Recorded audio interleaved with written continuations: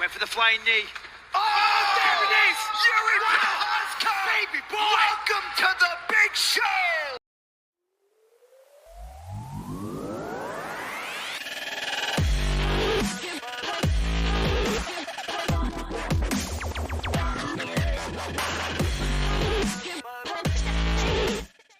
Welcome to Kyle Anthony's UFC betting show. I am Kyle Anthony, and welcome to the podcast. Welcome to the betting show for UFC 275, a title fight between Glover Teixeira and Jiri Prochazka. We're going to be talking two plays. Of course, we'll be talking the main event. And I'm excited about this one here. We got some great fights in this main card, and we're going to get all into that today. But we're coming off a 2-2 weekend. Last weekend, another profitable evening. A little less than 2 units of profit, but over the last 18 weeks in 2022, we cashed in 13 of them of UFC events. So we've been making money. We're doing our thing. Plus, we went 2-0 on the show last weekend. So we just keep giving winners, and we got more today. Excited about it. But I do have this weekend a 5% best bet package up. It's my max play.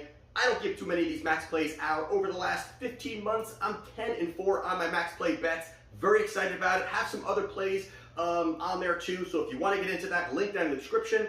But we are going to be talking main event, and main event is going to be one of my client plays. It's not going to be the 5%, but it is going to be a client play, and I'm excited to break this one down here. We got Jiri Prochazka versus Glover Teixeira. This is an interesting fight here. Really excited to break this one down for you guys. Right now we've got Jiri. He's minus 210. On the other side here, we've got Glover. He's around the plus 170 mark. And like we always do, we're going to talk about 3 fights for each fighter, see what we see if one fighter can expose the other fighter, and if the line makes sense to place a wager. So we're first going to talk Glover Teixeira here. And 3 fights ago, he fought Anthony Smith. Now, boy, was this one kind of how Glover has pretty much kind of gone through his last few fights, getting hurt and coming back and getting hurt and coming back. And this was no different here. In this situation here, he goes in, and this was a spot where I do believe, and you kind of heard some of the cornermen of Smith really looking to just press, put it on, put Glover out. And Glover with the chin, there were some, question marks about it, getting rocked a lot. So this was where really Smith was going for broke in that first round. I fully believe that Smith and his corner, the plan was press him, look for the big shots. Smith is good, on the ground. He was going to look to kind of push forward a little bit, landed some really big shots on Glover, but again, he was able to survive, was able to kind of get out of it. But going into that second round is really where it was absurd volume that Anthony Smith had in that first round, even into that second round, but slowly but surely, he just started dwindling away. Glover did what he does, goes in there, gets takedowns, gets top control. This fight probably could have been stopped rounds before it was. It was a stoppage for Glover in the 5th round by absolute mauling. This is, if you guys remember, where Smith is losing his teeth. It was just a complete mess, but Glover goes out there and absolutely dominates totally Anthony Smith. So not much to break down too much on this one here, but it was all Glover dominating Anthony Smith. He gets a TKO victory in round 5. 2 fights ago, he fought Thiago Santos. This one here was another situation where Glover gets hurt, Glover comes back. And a spot here where Santos is just got power. And this was early, looking to push forward. Glover tried to cut that distance, didn't want to be, does not want to be standing in the pocket trading with Santos. And Glover gets rocked. And not only did he get rocked once, he kind of battled himself to kind of come to and kind of get himself together. And then he gets rocked again. And somehow, once again, Glover picks him up, gets the takedown, and then all of a sudden he's in full mount. He was about to be put away seconds ago. He comes back, gets on top, starts mauling him, and not only did he maul him in that first round, because pretty much the entire round, he goes that second round, and he went right away for the takedown, got the level change, again, mauling in that second round, was on top of Santos the entire round. And then going into the 3rd round, pretty much the same thing, but Glover got clipped again. Glover got clipped and was able to kind of come to again, but gets the takedown, gets on top of Santos. Santos gave up his back. He gets the choke finish. 3rd round submission victory for Glover. So you have it there. And then most recently, Glover fought Błachowicz. Title fight here, and this was one here where it's interesting kind of, I mean, these two guys really got along very well. I mean, that was one thing, they were pretty buddy go leading up to this fight. You know, you do see that, but they were like next level, like giving gifts and shit to each other. But right away, Glover went for the takedown, and he got that takedown right away. Again, goes for the takedown, gets it. You know, and Jan's not an easy guy to take down. He is not an easy guy to take down at all. He gets the takedown, and this was a spot here where really Jan figured, you know what, I'm not gonna look to, you know, work out of this position or give up my back or do anything like that. He pretty much kind of latched on, just kind of kept Glover close, didn't want him to look for the submission, didn't want to take any ground and pound. There was definitely a lot of that going on in there where he just wanted to survive the round. That was pretty much Jan, I got to survive this round. Glover is just lethal when it comes to submission finishes. So pretty much just some ground and pound from Glover in that first round. But going into that second round, once again, kind of the same thing here. Jan looked to kind of defend the takedowns, kind of stayed on the outside, pushing forward. Both of them were getting hit with some pretty good shots there. You know, again, Glover kind of got clipped a little bit again there. But even when, you know, Glover landed a nice big, nice hook on Jan, and Jan kind of pushed Jan back a little bit. And once he did that, he pushed for the takedowns, got the takedown, got the back again of his opponent, sinks in the submission finish. He gets the second round submission victory over Jan Błachowicz. I mean, this was a situation where, you know, it kind of looked like, hey, is this going to be the same kind of thing that he did over the last few fights? It ended up being that. He gets the victory over Jan Błachowicz and becomes champion. On the other side, we've got Jiri Prochazka. 3 fights ago, he fought CB Dollaway. I am not going to get into this one. He fought CB Dollaway. This was in Ryzen. And CB, you know, a lot of people, you know, we do remember some of these fights. And the interesting part of this is kind of the beginning, really what happened before some of these knockouts, I think is interesting because a lot of this is highlight reel knockout stuff that Jiri is putting out there. I mean, he is just flatlining some of these guys. But here, it was a first round knockout for Jiri against CB Dollaway. CB Dollaway, 2-5 out of his last 7. This guy is definitely not a top caliber guy anymore. But for as long as this fight lasted, which was like a minute and like, I don't know, a minute, 2 minutes, something like that, CB was landing. I mean, if you go back and look, I mean, the awkward style of Jiri is there, where he's kind of, just this movement is very, very awkward. He's always kind of grabbing his wrist a little bit before he punches, throwing his opponents off, keeping his hands down. Really just kind of is very just unorthodox when it comes to that. But CB was landing very hard leg kicks starting this fight. I mean, he landed about 4 or 5 of these things, and that last one just before CB was flatlined really looked like it hurt Jiri. I mean, this is something that, again, Jiri does not really check leg kicks. He just doesn't really check them. And CB was landing early, and then he landed some shots up top. He was kind of landing. Jiri lands one shot, boom, flatlines him, fight over. But again, there was some openings there. CB was a little bit better, maybe a little more competitive, but Jiri goes out there and gets the knockout victory in round 1. 2 fights ago was his UFC debut against Volkan Ozdemir. Now this is another one here where the knockout was pretty impressive, but first round was a little bit interesting. And if you go back and look, now really in that first round, Volkan was landing. Volkan was also landing. He was landing some big shots. Jiri was overly weird in this fight. I mean, yeah, he was grabbing his hands and doing these things, but there were spots where Volkan would land a pretty good shot on him, and he would kind of just stand there and look at him. Like Jiri would stand there and look at him, and kind of like Volkan would just fire another couple combinations and would kind of, get Jiri to kind of back up against the fence. And he just kept doing that the entire time, kind of this showboating. He wasn't really landing too much. I mean, there were some good shots back and forth, but I thought Volkan was kind of landing the bigger shots. The only thing, again, that this is what I think every fighter has to deal with if they're, fighting Jiri, is the awkwardness. And you could tell that Volkan was so out of rhythm in certain spots where even though he was landing, he could, he almost didn't want to step on the gas because he was worried kind of what was going to be coming back at him. He was, kind of like, what are these angles? What are these movements? And just overly weird stuff in that fight. But I thought that he won that first round. I thought Volkan did enough to get the first round, landed some good shots. Even hurt, looked to hurt Prochazka in the fight also. But going into the second round, it was quickly over as Volkan comes in. I think he had a little bit of confidence where he kind of was like, okay, I think I've got this guy figured out. And all of a sudden, Prochazka throws a head kick, wobbles Volkan, and boy, did he brutally put away Volkan in that second round, puts him away, dominant fashion. But that first round leaves some question marks. And even again, like, he has that power. That's something that Jiri has. He's got this explosive power.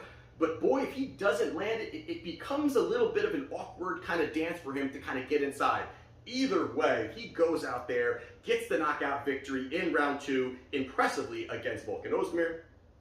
And then most recently, he fought Dominic Reyes. And this is a fight here where I thought that Jiri kind of took it down a notch a little bit, as in just the craziness. And again, I'm telling you, if you want to go back and look, that fight was against Volkan was so awkward.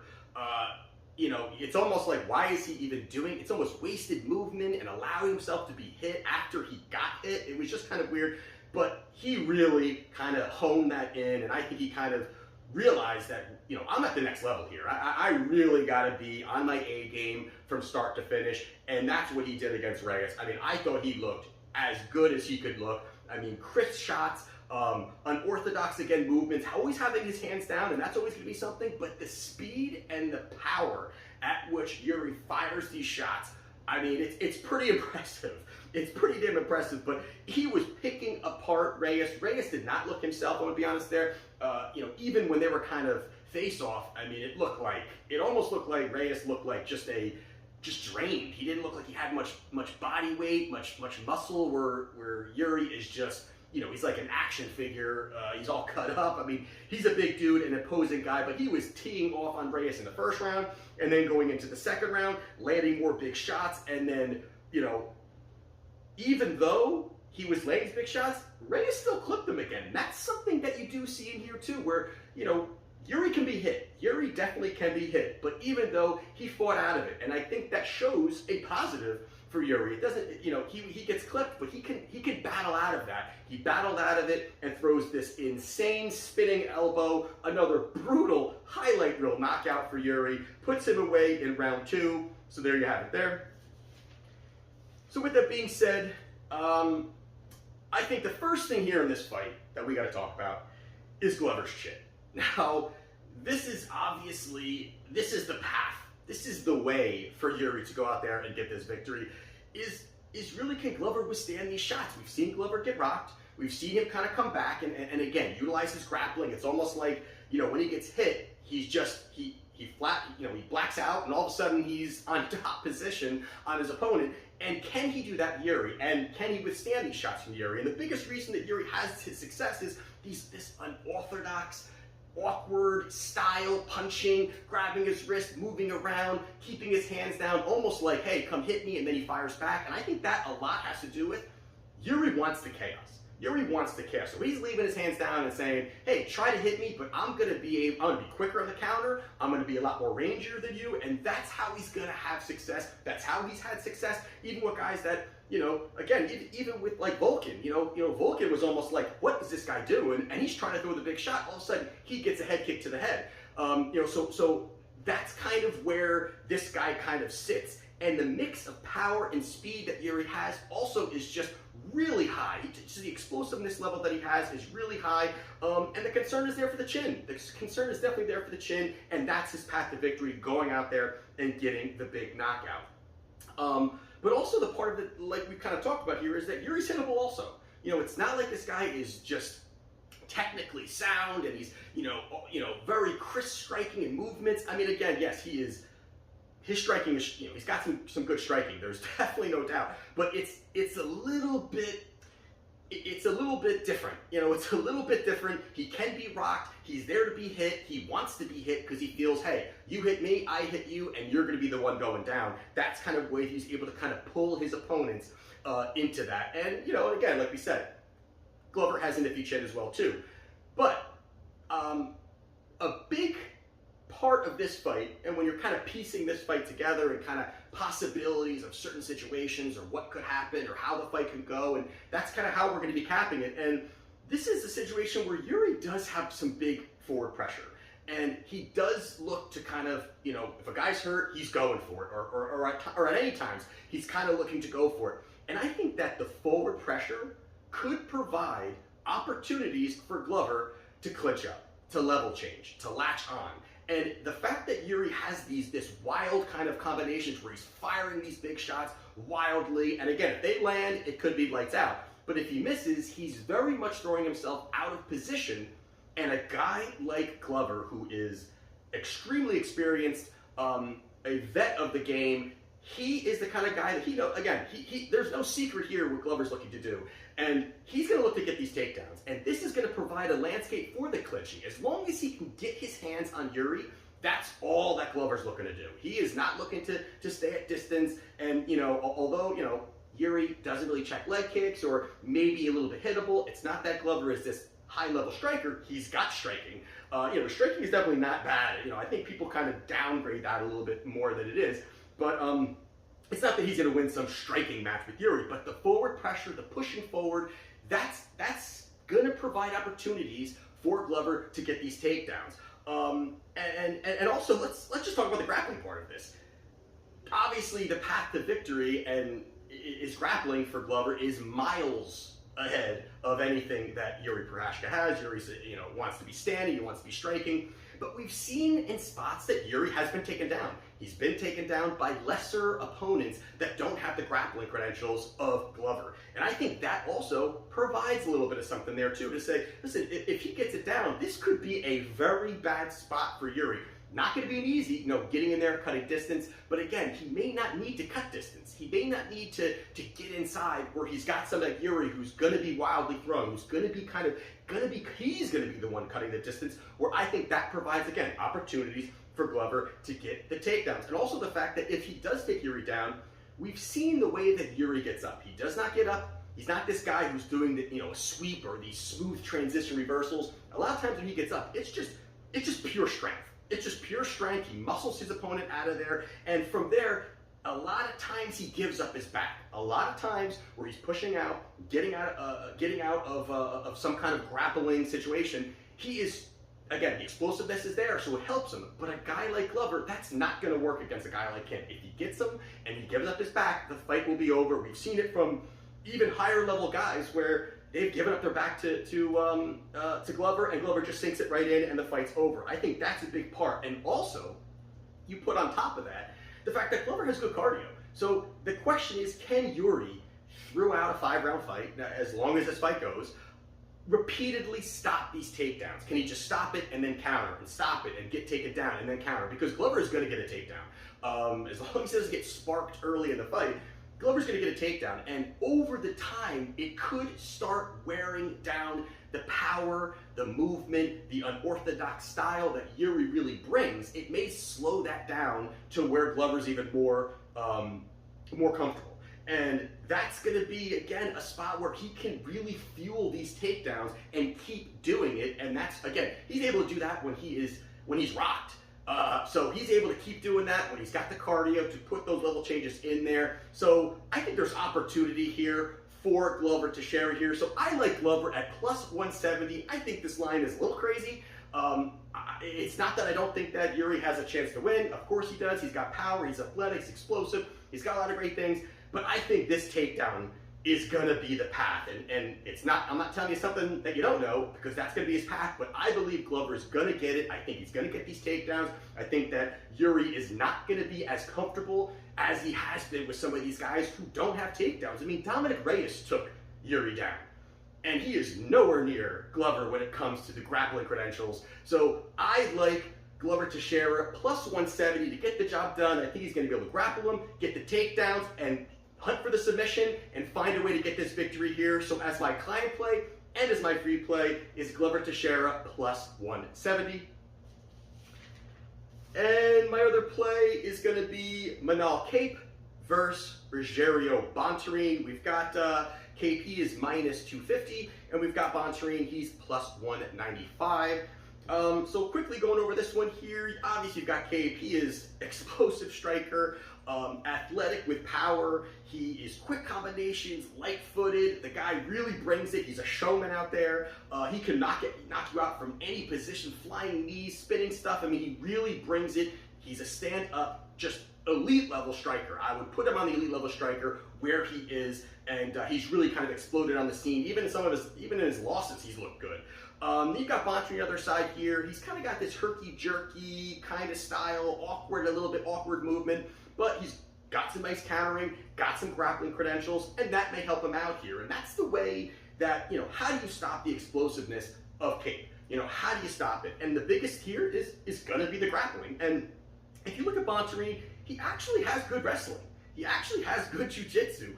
And that's where he's able to, I think, in a fight like this, find a way to win. He's able to latch onto a limb. A lot of times here he's catching kicks, he's grabbing an arm, he's just able to kind of muscle his opponent down. He does have strength where he's able to get these takedowns. He's got good top control. And again, this is, Cape's a striker. He's, again, it's not always, who's going to win it. Can he get the takedown or is he going to spark him standing? That's going to be the issue here. But the fact that we've seen some vulnerability with Cape also off of his back, and you've got a guy like Bontorin who does have good top control, is going to help him in this spot too. And also the fact that you have seen that, again, we just talked about how, Cape has knocked people out with these jumping knees and these things. I think that provides actually a nice opportunity for Bontorin to get a takedown. Now, it doesn't mean that, he's going to catch him in the air when he's throwing a knee, but I think that if he misses, he's going to be out of position. I think that's going to help him here. Cape likes to be flashy. I think the flashy stuff actually may hurt him in this fight here. If he stays outside and just works, calmly works, I think he could beat Bontorin, 30-27 in a striking fight. But I don't think that's going to happen. I think Bontorin's going to push forward. I think Manal Cape could make a mistake. I think that's where you're going to see some of the opportunities for Bontorin to get in tight, get his hands on him, and look for the takedowns. Plus, Bontorin's actually not a bad striker. I mean, again, he's unorthodox, but he's not that bad of a striker. Not Cape's striking ability, but he definitely is not that bad. And also Bontorin, he's 1-3 of his last 4. He lost to, which I think is pushing this line. He lost to Cara France. Cara France is doing big things now.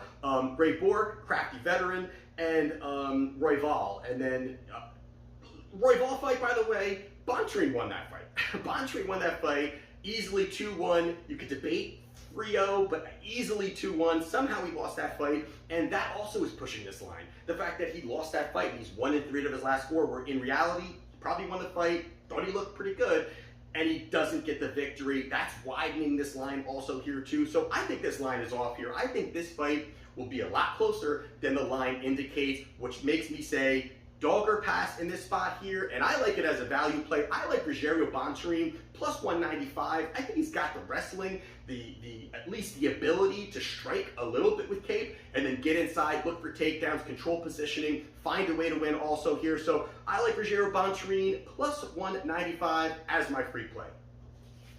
So those are my free plays and client play for UFC 275. I've got my 5% best bet package up right now. Link down in the description if you want to take a look here. I'm looking at maybe 4 or 5 client plays for this card. So let's see how we do. Feeling great, making money. And for those of you who saw me on Twitter, listen, I'm back. I feel great. No more Rockstar. No more. I'm done with that stuff. Just maybe some Tito's and soda instead. But this is Kyle Anthony's UFC Betting Show, and I'll see you next time.